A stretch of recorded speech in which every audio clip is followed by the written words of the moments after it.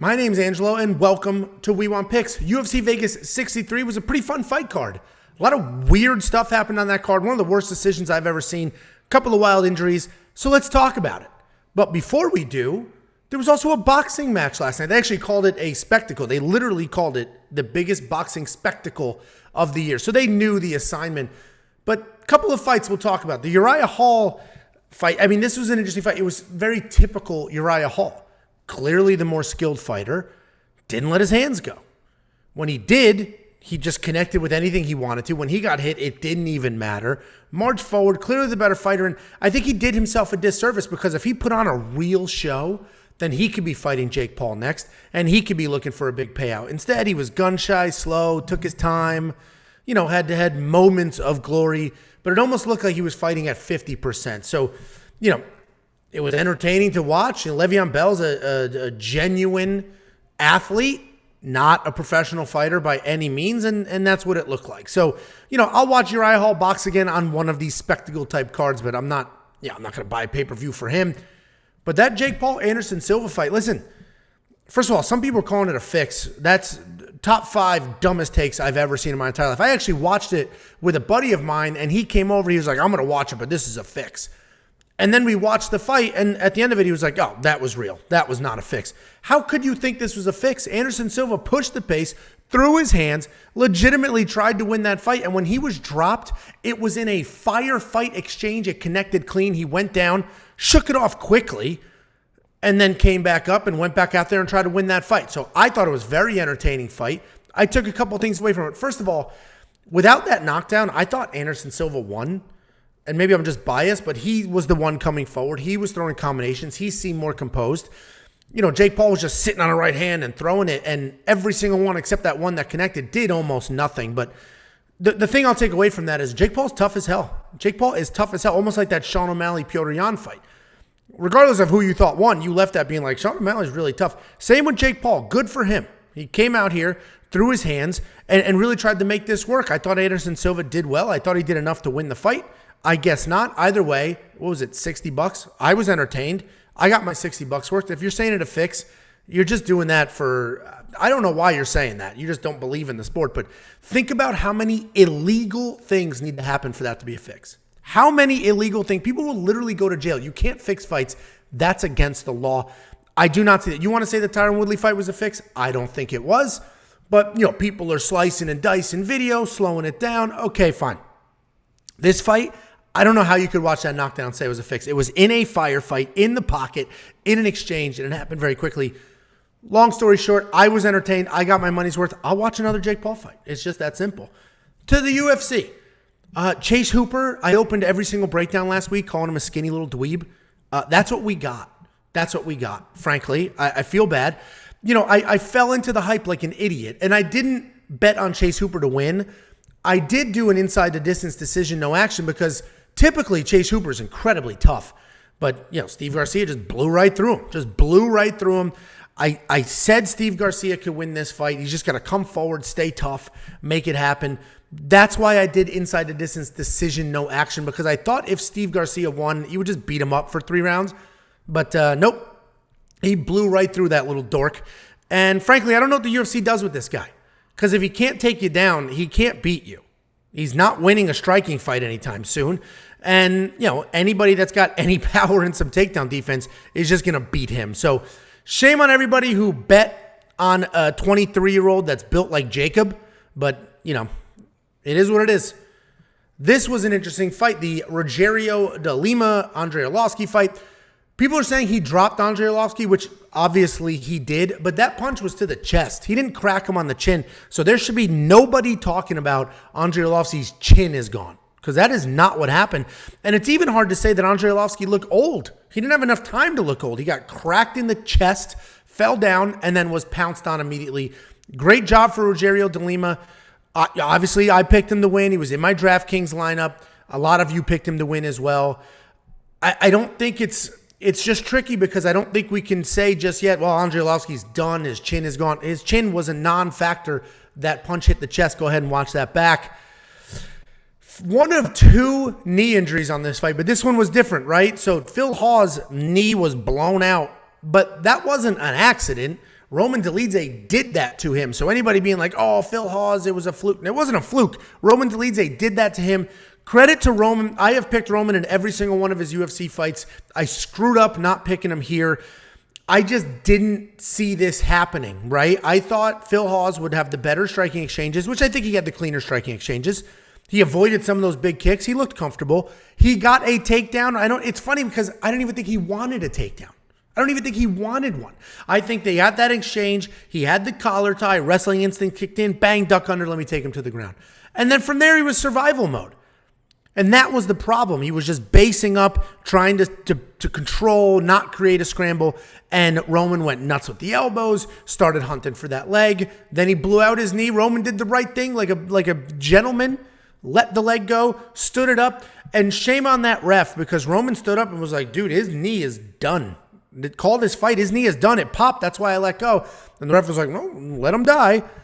And then Roman went out there and was like, okay, if this is what I need to do. So couple takeaways. One, I don't think this takes much away from Phil Hawes. Obviously, a loss is a loss, and this was a genuine one.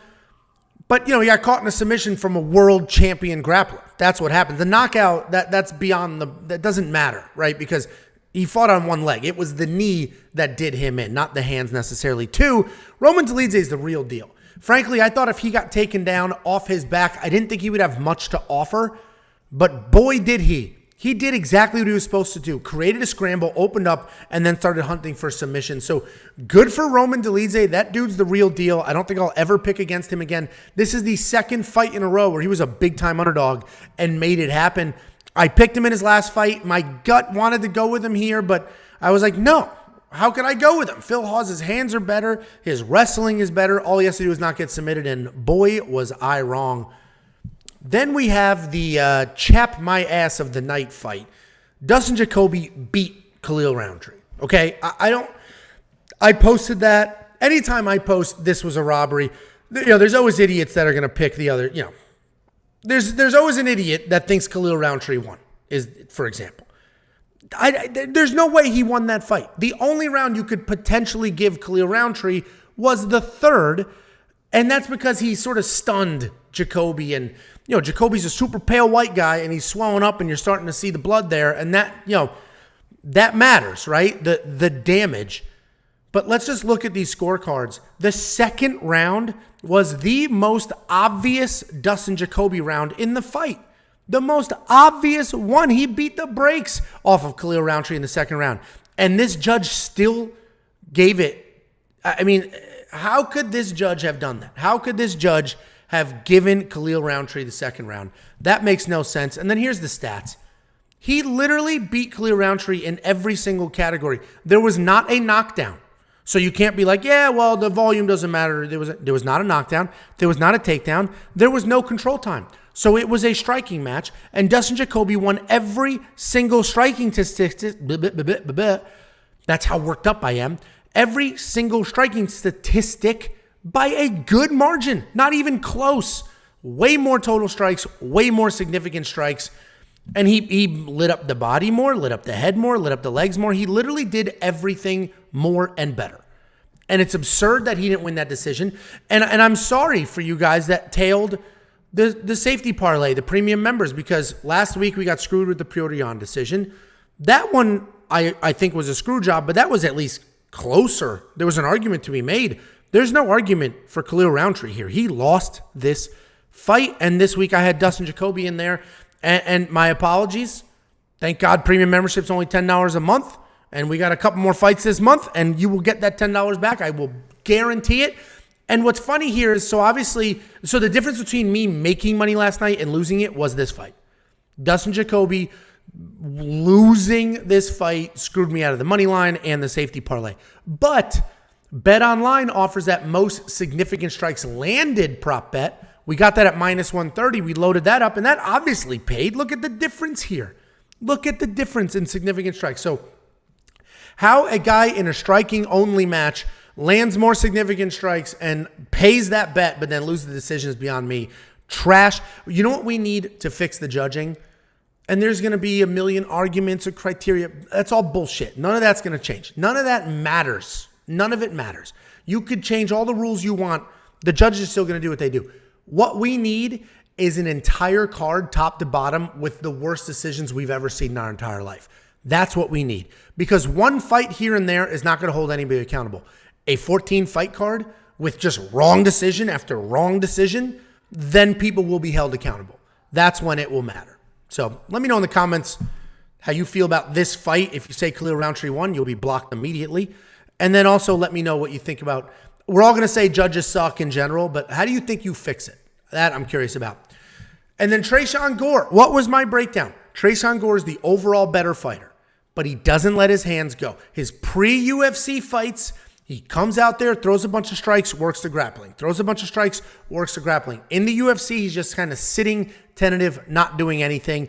I think he's the overall better fighter, but I got to go with Josh Fremd because he just hasn't shown me that he's going to be the pre-UFC guy.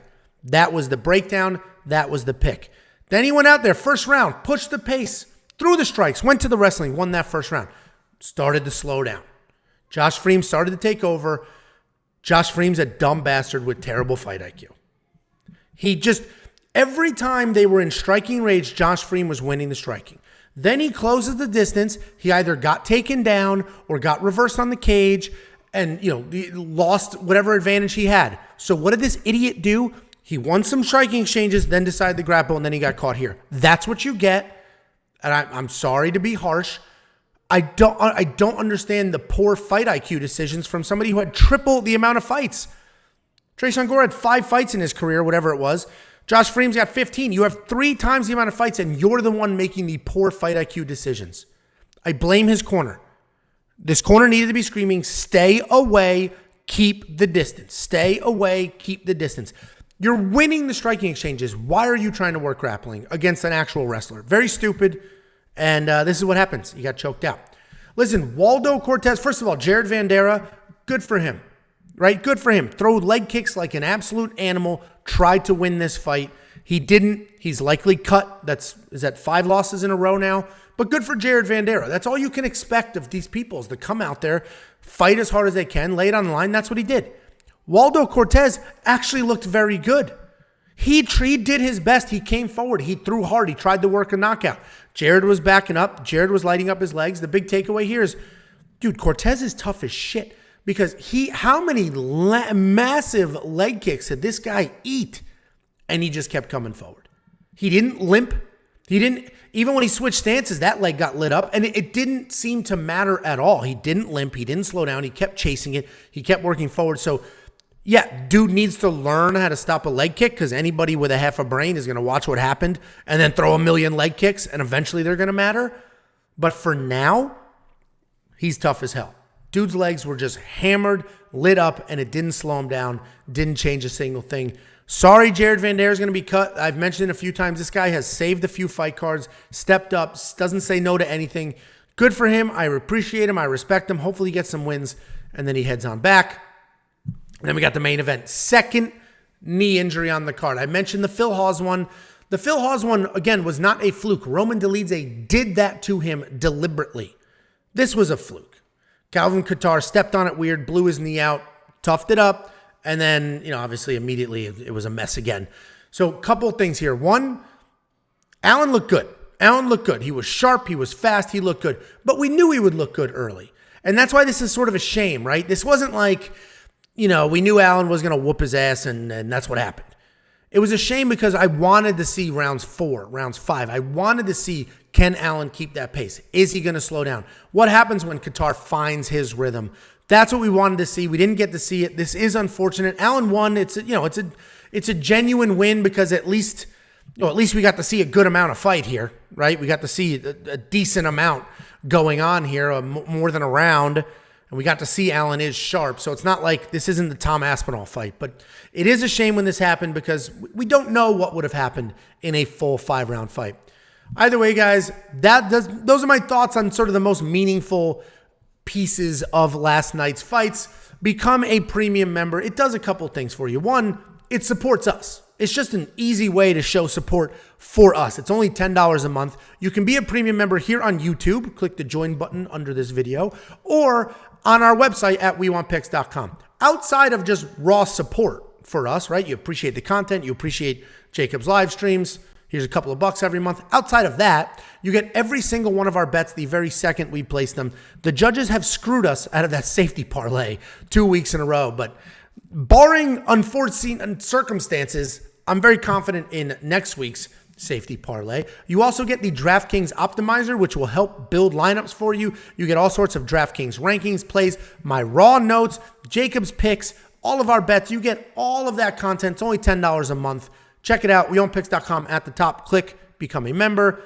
And as always, if you're looking for 50 bucks, all you need to do is go to WeWantPicks.com/bets. Sign up with any one of our betting partners. Make a deposit, and we'll send you 50 bucks as a thank you. So WeOwnPicks.com/bets. Sign up. BetOnline is my preferred because of the amount of prop bets they have. After that, BetUS has the best odds. I feel like I get more favorable odds with BetUS because MMA is not their focus, so they tend to lag behind market movement. Then MyBookie is the most well-rounded, if you will. They don't have all the props. Their odds are pretty sharp, but they have most of the props, and they let you cash out of parlays, which is important, right? A lot of you will do 10, 15 fight parlays. You're at fight 11. You're somehow up. You can go ahead and cash out before it gets a little too risky. So WeOwnPicks.com/bets. Pick your partner, sign up, make a deposit. We'll send you 50 bucks as a thank you.